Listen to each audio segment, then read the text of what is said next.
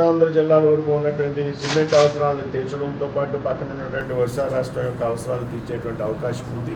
కాబట్టి ఇక్కడ ప్లాంట్ పెట్టాలి అనేటువంటి ఒక ఆలోచనని, అంతేకాదు దాదాపు సంవత్సరాల కాలంలో ఈ ప్లాంట్ని భూమిపై చేసి ఉత్పత్తి చేసేటువంటి స్థాయికి తీసుకొచ్చిన సందర్భంగా వారి యాజమాన్యాన్ని అభినందిస్తున్నాం.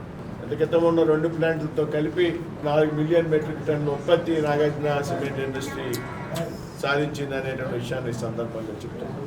దాదాపు 300 కోట్ల రూపాయలు పెట్టుబడి, దాదాపు 300-400 మందికి ఉద్యోగ అవకాశాలు ప్రత్యక్షంగా, అదేవిధంగా పరోక్షంగా అనేక ఉద్యోగాలు, అనేక మంది, వేల మంది కుటుంబాలు ఈ ప్రాంతంలో జీవనం కొనసాగించేటువంటి స్థితి. అత్యున్నత టెక్నాలజీని ఉపయోగించి, జర్మనీకి సంబంధించినటువంటి టెక్నాలజీని ఉపయోగించి, ఎక్కడ దుమ్ము ధూళి అనేటువంటిది కనపడకుండా స్థాపించబడినటువంటి యూనిట్ వేళ తాళపాలెంలో ప్రారంభించినటువంటి యూనిట్.